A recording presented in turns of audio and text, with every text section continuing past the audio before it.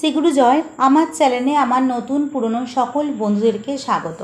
আজকেও চলে এসেছি ঠাকুরের একটি লীলা গল্প নিয়ে।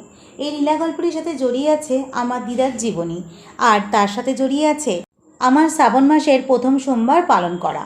আমার দিদার নাম হলো শোভা দে। আমি যে দিদার কথা বলছি সেই সম্পর্কে আমার মায়ের মাসি হয়। আমার দিদার জন্ম হচ্ছে বাংলাদেশে, আর বাংলাদেশে থাকতেই তিনি শ্রী গুরুদেবের কাছে দীক্ষা নিয়েছিলেন। দেশভাগের সময় তারা কলকাতায় চলে আসে। তারপর দিদার বিয়ে হয়ে যায়। দিদার খুব অল্প বয়সেই বিয়ে হয় এবং দিদা খুব অল্প বয়সেই বিধবা হন। দাদু গত হবার পর দিদার 5টি ছেলে ও একটি মেয়েকে নিয়ে কিভাবে চলবে বুঝতে না পেরে বাবার কাছে ছুটে গেছিলেন। তখন গুরুদেবের টালিগঞ্জে আশ্রম ছিল। গুরুদেবের কাছে গিয়ে দিদা খুব ভেঙে পড়েছিলেন।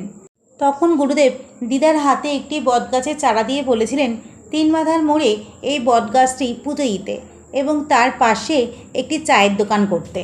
গুরুদেবের কথা মতোই দিদা 3 মাথার মোড়ে বটগাছটি পোতেন এবং তার পাশে চায়ের দোকান করেন। তারপর আর দিদাকে পেছন ফিরে তাকাতে হয়নি। সেই বটগাছের নিচেই দিদা নিজের হাতে প্রতিষ্ঠা করে গেছেন শিবলিঙ্গ। ছোটোবেলায় দেখতাম দোকানে কাজ সেরে দিদা প্রত্যেক দিন বটগাছের নিচে প্রতিষ্ঠিত বাবার মাথায় জল ঢেলে বাবাকে সেবা দিতেন। গুরুদেবের আশীর্বাদে তার 5 ছেলেই এখন সুপ্রতিষ্ঠিত এবং মেয়েরও ভালো ঘরে বিয়ে হয়ে গেছে। আজ আমার দিদা নেই, কিন্তু গুরুদেবের আশীর্বাদ স্বরূপ চায়ের দোকান এখনও আছে। মামারা প্রতিষ্ঠিত হলেও তারা চায়ের দোকানকে কখনো অবহেলা করেননি।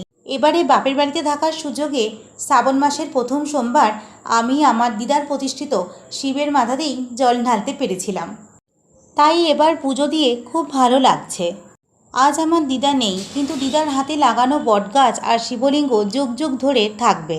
আমার মামারা ও মাসি গুরুদেবের ছত্রছায়াতেই বড় হয়েছেন, তাই তারা বড় হবার পরে গুরুদেবকে অবহেলা না করে তার কাছে দীক্ষা গ্রহণ করেছেন।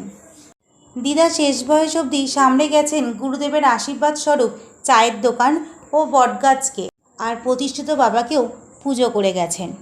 আজকের লীলা কাহিনী আর তার সাথে আমার শ্রাবণ মাসের প্রথম সোমবার পালন করা কেমন লাগলো তা অবশ্যই কমেন্টে জানাবেন বন্ধুরা। আর ভালো লাগলে লাইক, শেয়ার, সাবস্ক্রাইব করতেও ভুলবেন না। নমস্কার, শ্রী গুরু জয়।